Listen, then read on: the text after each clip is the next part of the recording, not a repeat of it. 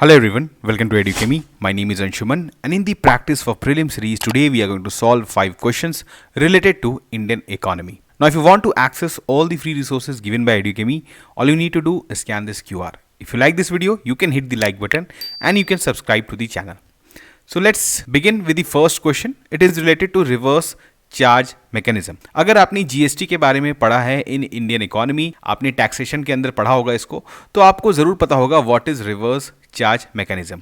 This is a L2 level question.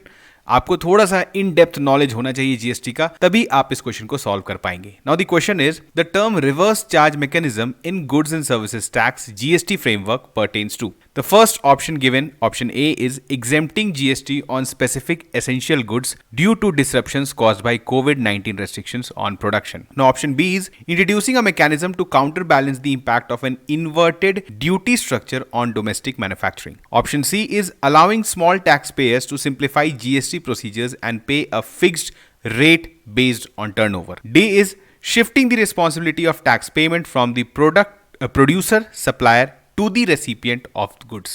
तो जल्दी से सोच के बताइए इसका सही ऑप्शन क्या है.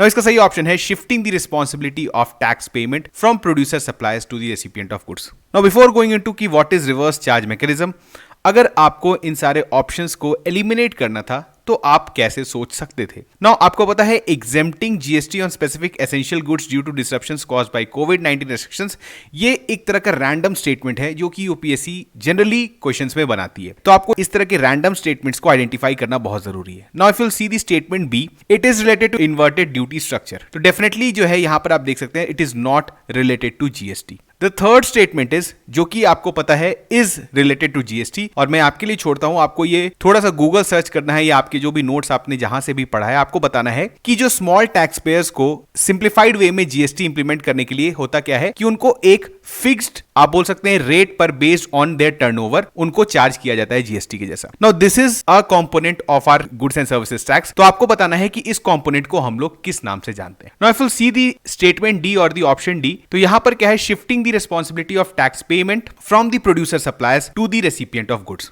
आपको पता है हमने जीएसटी इंप्लीमेंट क्यों किया था. हमने जीएसटी इसलिए इंप्लीमेंट किया था कि हमारे जो पूरे कंट्री में है वो सिर्फ एक इनडायरेक्ट टैक्स हो, और बहुत सारे ऐसे इफेक्ट्स थे जो प्रीवियस इनडायरेक्ट टैक्सेस में एग्जिस्ट करते थे, जैसे कास्केडिंग इफेक्ट, मतलब जिसको हम लोग टैक्स ऑन टैक्स बोलते हैं. तो इस तरह के इफेक्ट्स को हटाने के लिए जीएसटी इंप्लीमेंट किया गया था. नाउ जीएसटी इंप्लीमेंटेशन जो फॉर्मल सेक्टर में है वो बहुत अच्छे से हो जाता है, और जैसे एक एग्जांपल से समझते हैं कि जो भी सप्लायर है आपका, वो अगर रिटेलर को सामान देता है या फिर कस्टमर को सामान देता है तो उस केस में वो उससे जीएसटी भी चार्ज करता है, लेकिन ये जीएसटी टैक्स डिपार्टमेंट में जमा करने का जो ओनस है that is on the supplier. तो ये जनरली हमारे जो ऑर्गेनाइज सेक्टर्स में होता है वो इसी तरह से जीएसटी पेमेंट किया जाता है. लेकिन कुछ ऐसे अनऑर्गेनाइज सेक्टर्स हैं जहां पर जो एंड बायर्स हैं उनके पास जो है आपको पता है जीएसटी नंबर्स नहीं रहता है, लेकिन उनको भी क्योंकि इस पूरे जीएसटी के सिस्टम के एम्बिट में लाना है तो एक तरह का मैकेनिज्म जो है वो डिपार्टमेंट के द्वारा लाया गया है. इसमें क्या है कि आपको जो एंड यूजर होगा उसको जीएसटी पे करना होगा, मतलब उसको जीएसटी तो देना ही है, लेकिन जो जमा करने का जो आप बोल सकते हैं ओनस है that is on the and customer. तो इसको ये हम लोग क्यों इंप्लीमेंट कर रहे हैं, ताकि जो आप बोल सकते हैं जो अनऑर्गेनाइज सेक्टर के जो कंपोनेंट्स हैं या जो अनऑर्गेनाइज सेक्टर में काम कर रहे हैं वो भी जीएसटी के एम्बिट के अंदर आ सके. एक तरह से हमारा टैक्स बेस बढ़ेगा तो जीएसटी कलेक्शन भी बढ़ेगा. चलिए moving on to the next question. Consider the following statements about public financial management system, PFMS. Again a very important question जो कि आपके यूपीएससी प्रीलिम्स में आ सकता है. Now the first statement given is, it is a web based online software application developed and implemented by Office of Controller General of Accounts, CGA. The second statement is PFMS was a brainchild of Niti Aayog. The third statement is the PFMS portal is used to make direct payments to beneficiaries of government schemes. Now, how many of the above statements is or are correct about PFMS? The given options are similar to what you saw in UPSC Prelims 2023. The first option is only one of the statement is correct. B, only two statements are correct. All the three statements about PFMS is correct or none of the above. यानी कोई भी statement जो है वो correct नहीं है. तो सोच के बताइए अगर आपको PFMS के बारे में पता है, अगर if you have read about the schemes, उनका इंप्लीमेंटेशन कैसे होता है, बजट में जो है एक बहुत इंपॉर्टेंट टॉपिक है ये, तो आप इस क्वेश्चन को आंसर कर सकते हैं.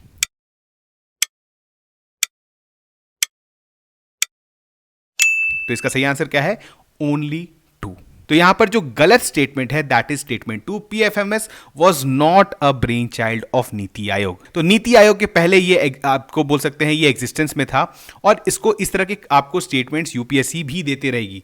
तो अगर आपको इन डिटेल नहीं पता है अबाउट पीएफएमएस और आपको नीति आयोग के जितने भी इनिशिएटिव्स लिए गए हैं उसके बारे में नहीं पता है तो आप इस क्वेश्चन में गलती कर सकते थे। चलिए जानते हैं पीएफएमएस क्या है। तो public finance management system is an online platform developed by the controller general of accounts CGA under the union ministry of finance. यहां पे भी ये क्वेश्चन बन सकता है कि कंट्रोलर जनरल ऑफ अकाउंट का ऑफिस किस मिनिस्ट्री के अंदर आता है, that is union ministry of finance. नफल सी दी स्टेटमेंट 2, इनिशियली जो है इसको 2008 में 9 में जो है एक पायलट प्रोजेक्ट स्कीम के अंदर जो है कॉल्ड सीपीएसएमएस, आपको फुल फॉर्म जाने की जरूरत नहीं है, और ये प्लानिंग कमीशन के द्वारा जो है वो लॉन्च किया गया था और कुछ स्टेट्स में इसको यूज किया गया था जैसे मध्य प्रदेश, बिहार, पंजाब एंड मिजोरम।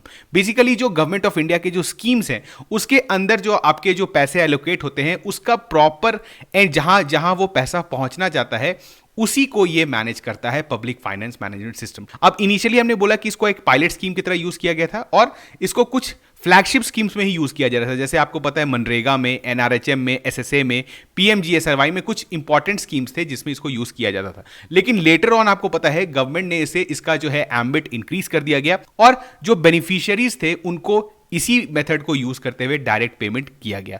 अब आपको देखेंगे तो इसका अगर आप एंड रिजल्ट देखेंगे तो इसने जो पीएफएमएस सिस्टम के वर्किंग के बाद करीबन आप बोल सकते हैं 1 लाख करोड़ जो है वो सेव किया है गवर्नमेंट ऑफ इंडिया ने इन एफिशिएंट यूज ऑफ टेक्नोलॉजी को यूज करते हुए। जो आपको जो जनरली जो इसमें लूप होल्स होते हैं जिसके वजह से एंड यूजर्स के पास पैसा पहले नहीं पहुंच पाता था, लेकिन इसको जो है यूज करके डायरेक्ट बेनिफिट आप बोल सकते हैं बेनिफिशियरी ट्रांसफर्स किया गया है। ठीक है, तो पीएफएमएस जो है वो बहुत ही कारगर सिस्टम है जिसको गवर्नमेंट ऑफ इंडिया यूज करती है for payment to beneficiaries of government schemes through its online portal. चलिए moving forward, now consider the following statements about debt to GDP ratio. Debt to GDP ratio पर based question है। यहां पर पहला statement है the debt to GDP ratio is frequently scrutinised by investors as a key indicator of the government's capacity to manage its debt effectively. Now the second statement is the NK Singh committee on FRBM. आपको पता है fiscal responsibility and budgetary management जो हमारे यहां act आया था और आपको एफआरबीएम पे जो है बहुत इंपॉर्टेंट कमिटी बनाई गई थी एनके सिंह कमिटी। उस स्टेटमेंट के अनुसार NK Singh committee on FRBM aimed for a combined debt to GDP ratio of 40% for both central governments and states. The third statement is global economic crises have in numerous instances been exacerbated by reduced debt to GDP ratio. तो आपको बताना है कि इसमें से कौन कौन से स्टेटमेंट जो है वो करेक्ट है regarding debt to GDP ratio. The given options are only 1, only 2, all 3 और none of the above statements are correct regarding debt to GDP ratio. तो सोचिए थोड़ा सा, अगर आपने पढ़ा है इस टर्म के बारे में तो आपको पता होना चाहिए। तो इसका सही ऑप्शन क्या है?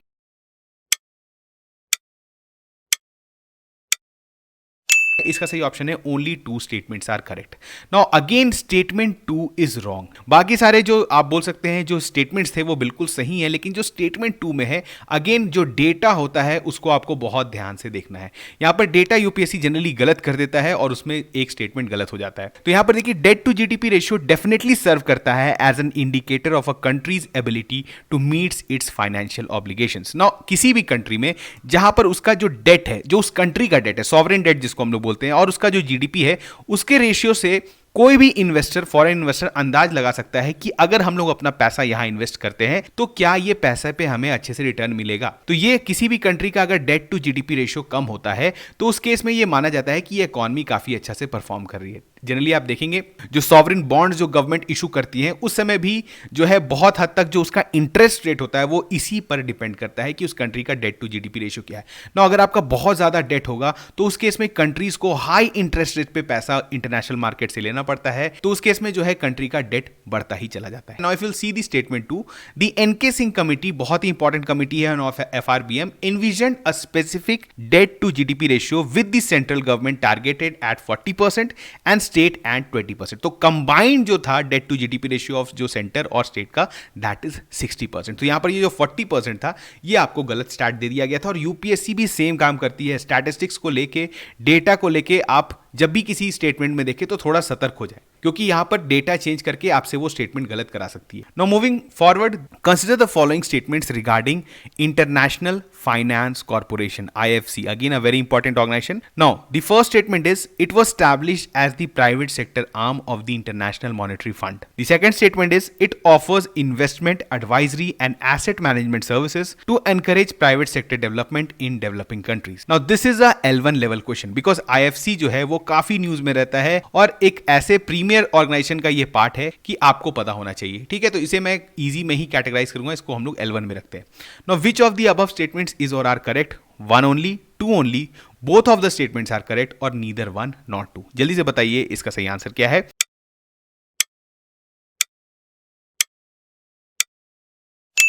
इसका सही आंसर है ओनली टू। पहला स्टेटमेंट जो है वो गलत है। अगर आपको पता होगा IFC के बारे में, अगर आपको बिल्कुल बेसिक नॉलेज होगा तो आप बता सकते हैं कि this is not a part of IMF, this is a part of world bank group. देखिए वर्ल्ड बैंक ग्रुप जो है उसमें 5 ऑर्गेनाइजेशंस जो है वो मिलकर ये पूरा ग्रुप बनाता है। The first is international bank for reconstruction and development, जो कि इनिशियली वर्ल्ड बैंक का भी नाम था, IBRD।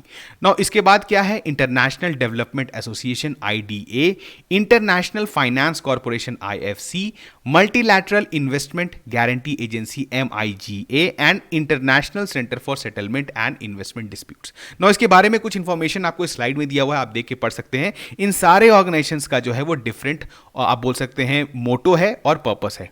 Now international Finance corporation की बात करें तो it was founded in 1956 with Washington DC as it headquarters. नाउ जो इसमें मेंबर हैं वो वर्ल्ड बैंक ग्रुप के जो मेंबर्स हैं वही इसके मेंबर हैं, और यहां पर इसका मैंडेट क्या है, advance economic development and improve the lives of people by encouraging the growth of the private sector. Private sector का ग्रोथ जो है वो कहां करना है, इन डेवलपिंग कंट्रीज। नाउ ये कैसे करती है, तो बेसिकली क्या करती है, through loans, equity investment, debt securities and guarantees. तो इस तरह से क्या करती है, प्राइवेट सेक्टर को इंसेंटिवाइज करती है इन डेवलपिंग कंट्रीज।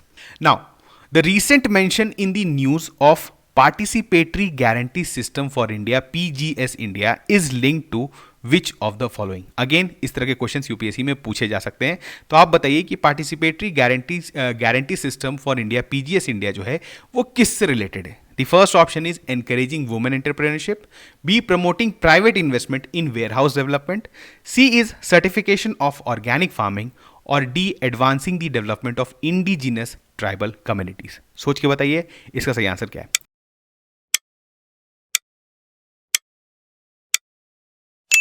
इसका सही आंसर है certification of organic farming. Now participatory guarantee system for India PGS India is a certification process for organic products. अगर आपने करंट अफेयर्स फॉलो किया है इकोनॉमी से तो आपको पता है कि PGS जो है वो इस साल के लिए बहुत इंपॉर्टेंट है। तो यहां पर जो है ये बेसिकली क्या है, एक सर्टिफिकेशन प्रोसेस है फॉर ऑर्गेनिक प्रोडक्ट्स। आपको देखिए पता है हमारे यहाँ भी बहुत सारे ऐसे प्रोडक्ट्स हैं जो क्लेम करते हैं कि दे आर प्योरली ऑर्गेनिक, लेकिन इनके सर्टिफिकेशन के प्रोसेस को लेजिटिमाइज करने के लिए एक ऐसा सिस्टम लाया गया है जिसके थ्रू अगर कस्टमर्स जो है वो PGS के द्वारा किसी भी सर्टिफाइड प्रोडक्ट को देखते हैं तो वो परफेक्टली ऑर्गेनिक माना जाएगा। कि मार्केट को डेवलप करने के लिए, क्योंकि ऑर्गेनिक क्लेम करना जो है वो एक अलग बात है और एक्चुअली ऑर्गेनिक प्रोडक्ट होना वो एक अलग बात है। नाउ इसको डेवलप किसके द्वारा किया गया है, ministry of agriculture, government of India और national centre of organic farming. और ये किसके आप बोलेंगे तो किसके इंटरनेशनल सपोर्ट के द्वारा, तो FAO के द्वारा।